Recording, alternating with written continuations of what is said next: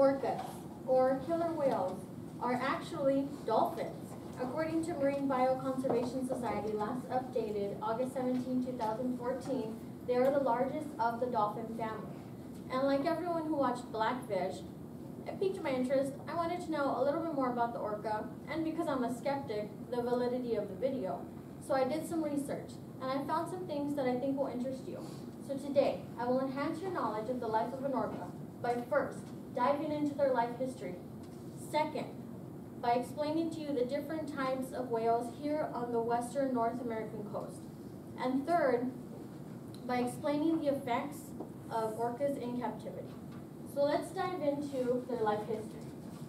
Killer whales, or Orcanis orca, are easily distinguished by their appearance. They have a black top and a white underbelly, and normally white patches near their eyes.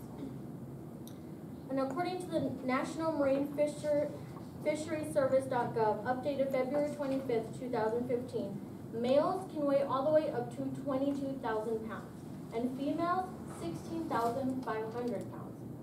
That's a little big, but they're really amazing animals. They live generally between 50 to 100 years. Now typically males live 30 years, but can live anywhere between 50 to 60. And females generally live to be 50 years old, but they can live all the way up to 100. Now 30 to 50 years doesn't seem like a large lifespan, but the females reach sexual maturity anywhere between 8 to 10 years of life. So they are typically 15 to 18 feet long. And males, they reach their sexual maturity anywhere between 10 to 13 years. And now they can breed once they hit sexual maturity any time of year, but generally they breed during the summer. Now, gestation period, which is the time that the female carries a baby in her belly, is anywhere between 15 to 18 months. For humans, it's half of that. Anyone who's carried a baby knows that's an extremely long time, but they're pretty amazing animals. And like humans, they breastfeed their young all the way at least up to 1 year of life, because that's when it's most beneficial. And they usually wean them anywhere between 1 to 2 years. So now that you know a little bit about the basics of the Orcanis orca, let's go ahead and explain the different types of whales that we have here off of our coast on the western North America. There are 3 different types: the residential, or the resident, the transient, and the offshore. Now the resident, they usually live in ponds anywhere between 3 to 25 whales, and they tend to stay within the same region. And they can be found anywhere from Alaska all the way down to Oregon. And of course they're resident because, like I said, they tend to stay within the same area. And those usually feed off of smaller fish like salmon, which are found where they live. Now the transient, those tend to travel a little further outside of where they generally stay. And they can be found anywhere between Alaska and all the way to the bottom of California. And those generally travel in smaller ponds because they hunt larger animals. They eat mammals such as sea lions, seals, and dolphins. Since they're harder to catch, the smaller pond sizes make it easier to hunt their prey. Now the offshore whales, not a lot is known about the offshore whales, at least not as much as the resident and transient, because of where they live and because they spend most of their time between 30 and 70 feet underwater. And what we do know about them is that they eat larger prey, like small whales and sharks. So because they tend to use sharks as their prey, their teeth are more dull because of the toughness of the skin, and they have more nicks and cuts on their skin because of the attacks. Sharks, of course, fight back more than a salmon. And according to the Committee on the Status of Endangered Wildlife in Canada, as of 2008, the residential whales are endangered, and the transient and offshore are threatened. So now that you know about the different types of whales we have found here off the coast of Western North America, let's talk about the effects of captivity. Whales have been held in captivity since 1961, mainly for entertainment purposes, and we of course know where we can go to see orcas nowadays. And according to the whale and dolphin conservation, due to the shallow pools in which captain orcas live, all male and some female orcas have a collapsed dorsal fin. That's less than, in the wild, that's only less than 1% that have a collapsed dorsal fin.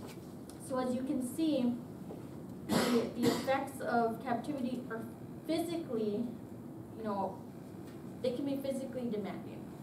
In the wild, the orcas tend to swim as far below as they want, and they have this vast amount of space.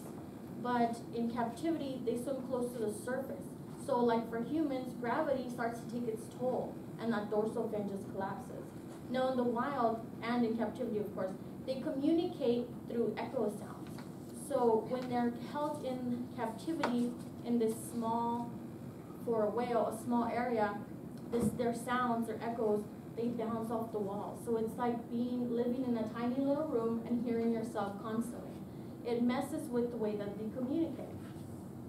And when these whales are taken from their pods, their families, and put into captivity, they're forced to live in completely different social groups than they're used to, and they have to adapt. And their communication may differ a little because their communication differs from pod to pod, family to family.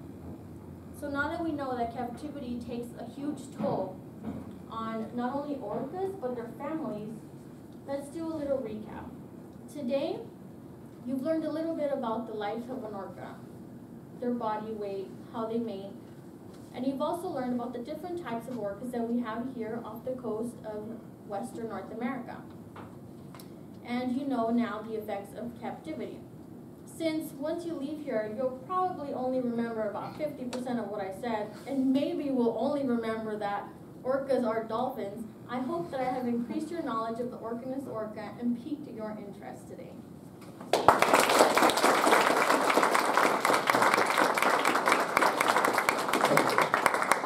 Time is 6:40. Everybody was on time. And Tiffany? Oh, we're jumping right into it? Oh.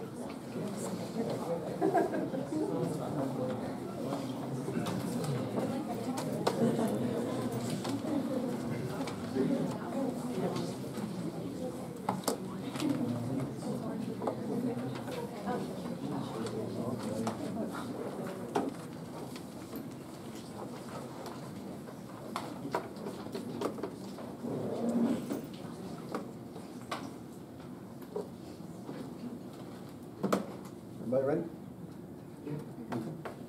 Hello.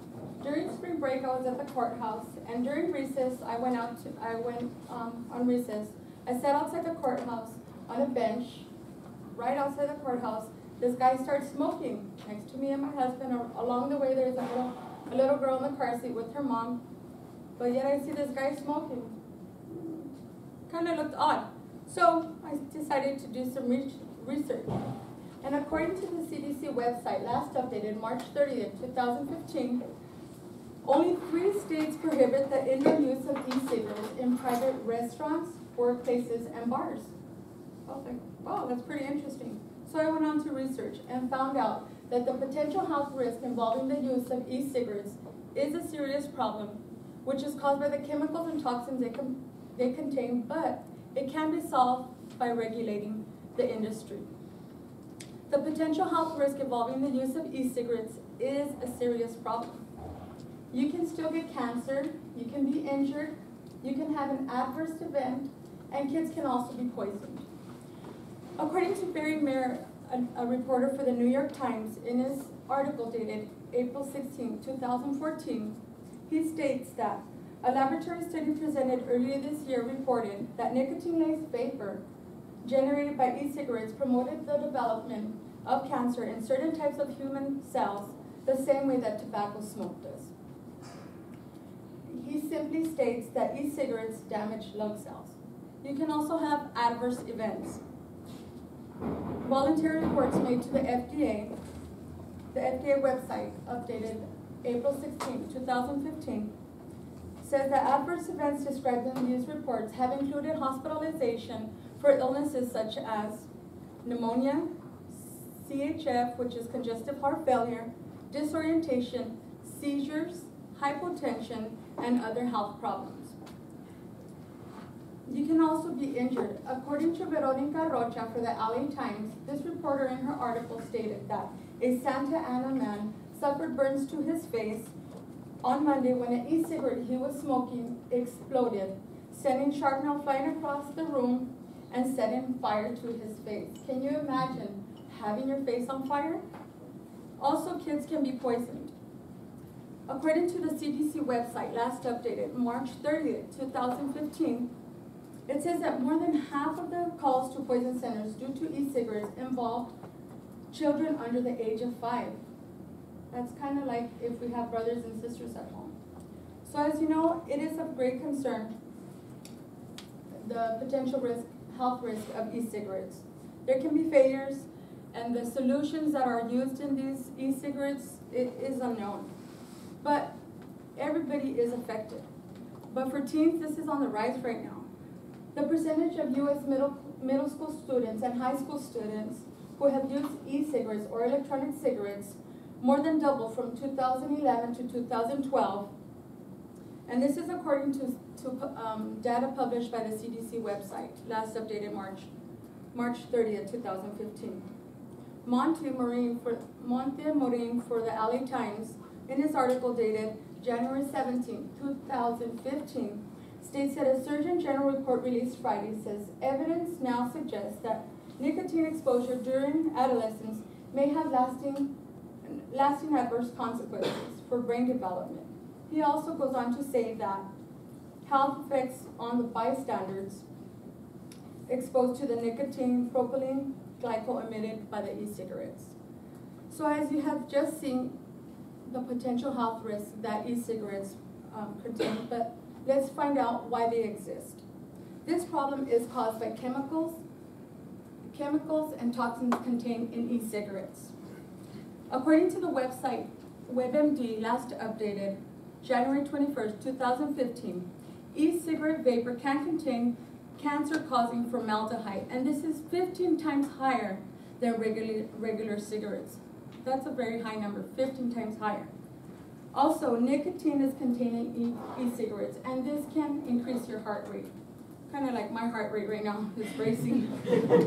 And the nicotine contained in this, it's approximate. I looked at many boxes, and it says approximate. So, and inside an e-cigarette, there is what's called propylene glycol and glycerin, kind of the sweet stuff that's used in other foods. Well, according to Monte Morin for the LA Times, in his article dated January 17, 2015, says though the FDA says propylene and glycol food additives are generally regarded as safe, the long-term effects of inhaling these substances is unknown.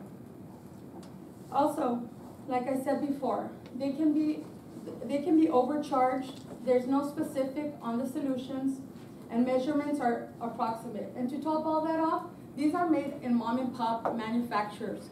So the FDA has the ability to do so, to help with this, because on their website, last updated April 6, 2015, says the FDA is now accepting comments on e-cigarettes and public health through July 2nd, 2015. So that's a few months away, and they still haven't taken a handle on it. So now that you've seen the potential health risks and the causes, let's see how we can address this problem. This problem can be solved by regulating the industry. Simply the FDA regulating the industry. By them putting a ban on e-cigarettes and expanding the ban on sales to minors and regulating its continents. According to LA Times reporter Patrick McGreevy, he says that California has become a battleground between the tobacco industry and health groups as lawmakers push proposals that include increasing the cigarette sales tax by $2 and raising the legal smoking age from 18 to 21.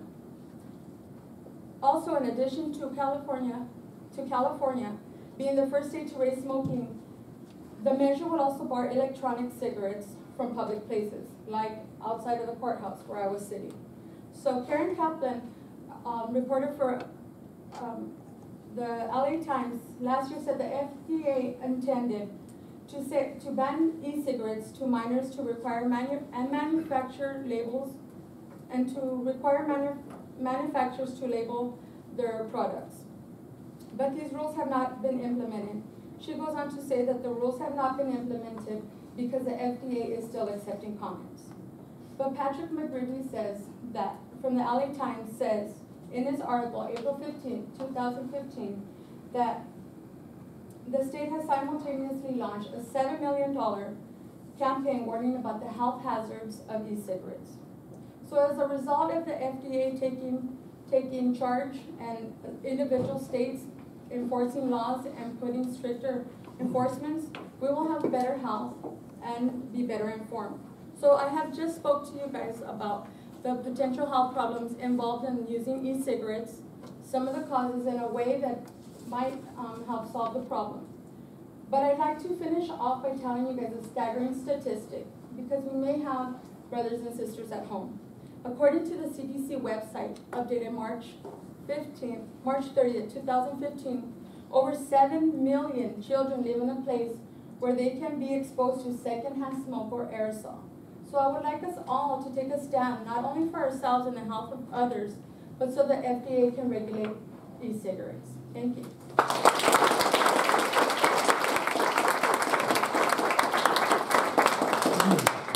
Time was 7:50.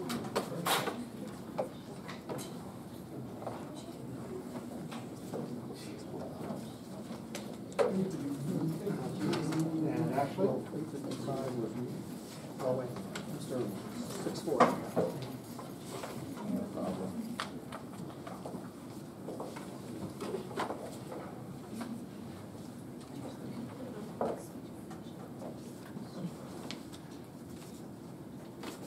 Everybody ready? Okay, who here doesn't just love double D's? You don't have to answer that. I know this conversation tends to make people a little uncomfortable sometimes, but I want to start the double D challenge, and I would like for each and every one of you to join me. Now, before you jump to any stereotypes or conclusions about double D's, let me say that they have been known to save lives. And me personally, I could spot a double D all the way across the bar, sipping on a glass of Evian or a glass of lemonade.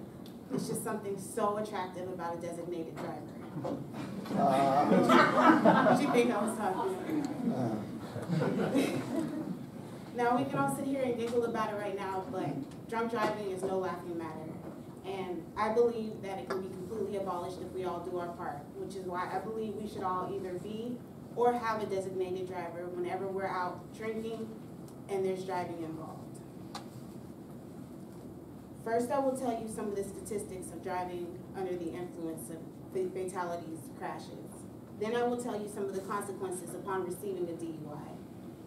Then I will tell you some of the perks and responsibilities that come along with being a designated driver. According to Substance Abuse and Mental Health Services 2013, the rate of drunk driving was highest amongst 21 to 25-year-olds. According to Mothers Against Drunk Driving internal tracking data in 2014, in 2013, 10,076 people died as a result of driving under the drunk driving accidents.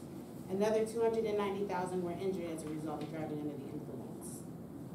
And according to the Federal Bureau of Investigation, Crime Scene Investigations 2013, every day on average, 28 people died as a result of driving under the influence.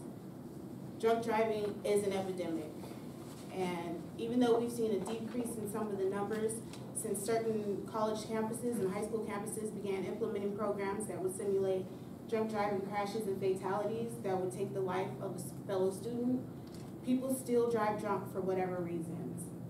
So let's just say, hypothetically of course, you're out drinking and driving and you haven't hurt, killed, or injured yourself or anyone around you. But now you see the red and blue lights flashing behind you in your rearview mirror. What do? Do you think you can go on a high-speed chase with the police even though it's your driving that got you pulled over in the first place? Or do you step back into the realm of sanity and accept the fact that you might be receiving a DUI? California first-time offenders, according to DMV.org, California first-time offenders have been known to receive jail time of anywhere from 4 days to 6 months. They've also been known to receive fines of up to $1,000. Drivers may not drive with a blood alcohol level of 0.08 or higher. So what if you want to refuse the breathalyzer? You have rights, right? Well, California is an implied consent state, and what that means is if you refuse to take a chemical test for any reasons, you can receive fines of up to $1,500. You can have your license suspended for up to 30 days. And you can face jail time of anywhere from 4 days to a year. I've told you some of the dangers and some of the consequences for driving under the influence. Now I would like to tell you some of the responsibilities and some of the perks that come along with being a designated driver. Some of the responsibilities that come along with being a designated driver is the willpower to refrain from even one drink. That's the most important because your friends' lives lie in your hands.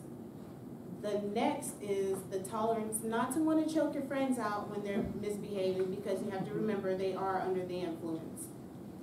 The third is to keep an eye on your friends, because remember, they're under the influence. You have to remember it's not just them that you have to watch. There are people putting things in people's drinks. So you need to know your friends' behaviors when they're drinking so you can see if something doesn't seem right, because if it doesn't seem right, it probably isn't. Now I would like to tell you some of the perks of being a designated driver. Some of the perks are no hangover the next day. That's great when you're trying to begin the next day. Another perk is you can be the ultimate wingman or wingwoman, because contrary to popular belief, people are more charming when they're sober than when they're drunk. Another perk is, not that I'm condoning the occasional one-night stand, but if that's what you're into, the 10 from tonight will still be a 10 tomorrow morning. But now that I've told you some of the perks and responsibilities that come along with being a designated driver, what if you're out and you've had a few drinks and you don't have a designated driver? What do? Don't panic. There are plenty of apps that you can get on the Android and iPhone market that will allow you to find the nearest designated driver. You can call a cab. The yellow cab company, their telephone number is very easy to remember, 760-300-0000. You can call a friend. If they're your real friends, they will come and get you. Recently in the Coachella Valley, we've seen an increase in car accidents. And although all of them haven't been the result of drinking and driving, there's one that stands out to me in particular that did, because it was my friend Crystal. She was my best friend's little sister, so she was like my little sister. She made the decision to drive home after having a few drinks. She had her son in the car, crashed head-on with another vehicle carrying 2 other passengers. The other 2 passengers and her son were taken to the hospital and released with minor injuries, and Crystal died on the scene. She had a personality and a smile that could light up the room, and now no one will ever know. And she's my reason for taking the Double D challenge. I hope you guys will join me.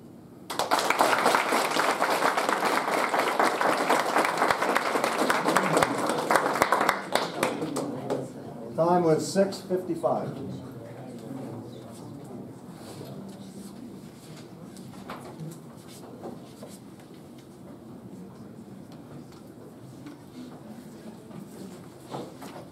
Everybody ready? Okay. Got milk? These days it seems like almost everybody does. Celebrities, athletes, and even former President Clinton are all proud to wear the white milk mustache. After all, everyone knows you need milk to be healthy. The white mustache celebrities, paid by the dairy councils, promote the wonders of milk in their Got Milk ads. Many Americans, including some vegetarians, still consume substantial amounts of dairy products, and government policies still promote them despite scientific evidence that question their health benefits and indicate their potential health risks. Dairy products should not be required or recommended in federal government guidelines. As a health advocate, I have done extensive research on dairy products and the effect it has on the body. Therefore, I feel like I'm credible to speak on the subject. First, I will discuss the significant problem associated with dairy consumption. Next, I will explain the barriers in the current system that prevent the solution to this problem. And lastly, I will propose a plan of action to end these barriers and create a new federal government guideline. I will begin by talking about the significant problem associated with dairy. So dairy consumption can cause significant health risks. But what about calcium? According to a 2012 review published in Pediatrics and Adolescent Medicine, calcium is an important mineral that helps to keep bones strong. Though calcium is necessary for ensuring bone health, the actual benefits of calcium intake do not exist after consumption passes a certain threshold. The body needs approximately 600 milligrams of calcium per day. This is easily achieved without calcium supplements or dairy products. But if we don't consume dairy products, where will we get our calcium? How will we build strong bones? We're doomed, right? Wrong. Clinical research and numerous studies, including one published in the American Journal of Clinical Nutrition in 2003, found that milk consumption does not bring bone protection benefits. In fact, some studies have found that dairy actually has a negative effect on bone health. Furthermore, the highest rate of osteoporosis are found in the countries with the highest rate of dairy consumption. So what are these other potential health risks I've been talking about? According to the book Engine to Diet, dairy products have been linked to increased cancer rates, especially prostate and breast cancer, as well as type 1 diabetes, acne, migraines, arthritis, and more. The link between dairy and prostate cancer was shown in several studies. One of them was the Harvard Physician Health Study. This study included more than 20,000 male physicians, and the results showed that those who consumed more than 2 dairy servings daily had a 34% higher risk of developing prostate cancer than men who consume little or no dairy products. Although the significance of health risks associated with dairy is important to discuss, it is imperative that I mention the cause of the problem. The large dairy industry prevents the general public from knowing the truth. The rich and powerful dairy industry controls the federal government. In a 2012 article, Jane Shepard stated that the dairy industry is a very powerful force that controls the USDA nutritional guidelines and dotes in influencing our thoughts about milk. Subtle messages like milk does our body good are imprinted in our minds from an early age. We don't think twice about the fact that milk is required in school, lunches, or question who is running the Got Milk campaign. It's not scientists or nutritionists who are running these campaigns. It's the dairy industry itself. Sadly, the people and organizations who know the truth have nowhere near the money or leverage that the dairy industry has. According to the Dairy Management Inc. press release, the dairy industry spends over $160 million in advertising costs each year. The industry's primary vehicle for transmitting its message is the public school system. But the dairy industry doesn't target only children. It also spends $4 to $5 million a year to fund research projects aiming to find something healthy to talk about regarding its product. This science is what they target towards adults. This is where the information in commercials or advertisements touting the health benefits of dairy come from. In a 2005 Associated Press article, author David Ludwig stated that the recommendation to drink 3 cups a day of milk is perhaps the most prevailing advice given to the American public about diet in the last half-century. As a result, Americans are consuming billions of gallons of milk a year under the assumption that their bones would crumble without them. Now that we know what is preventing us from dealing with dairy crisis, we should decide what we need to do to fix it. Raising awareness is crucial. Become politically active and support legislation that support change to the federal government dietary guidelines. Write to your congressmen to encourage them to support change to our dietary policies that shape our nutritional guidelines to make them evidence-based. The federal government should implement also a new scientifically designed food pyramid. First, the food pyramid, now it's called My Plate since 2011, needs to be modified to give us the best possible advice for healthy eating. One that is grounded with scientifically proven evidence and independent of any commercial interest. As for calcium, it can be found in a variety of other foods, healthier food choices such as broccoli, kale, collard greens, and any other dark green vegetables, and beans as well. And these plant-based sources won't come with the negative effect that dairy products bring. Finally, first I discussed the significant problem associated with dairy consumption. Next, I explained the barriers with our current system that prevent the solution to this problem. And lastly, I proposed a plan of action to raise awareness and eliminate these barriers, which will allow dairy to be removed from federal government guidelines. There aren't any rules you can follow to avoid campaigns like the Got Milk one, but you can choose to not watch certain ads. Or you can choose to assess the validity of the ads. Are the advertisers giving you accurate information? Most of the time, the answer is no. So don't believe everything you hear. Be mindful of advertisements and how they affect you, because most of the time they are false. These dairy campaigns are not the only so-called evil ones. Most campaigns are full of propaganda and disruptible tactics, so always be wary of them. Make sure that you're not being fed misinformation. Be a lifelong learner and research for yourself. And the final answer to the question, got proof? Heck no. Thank you.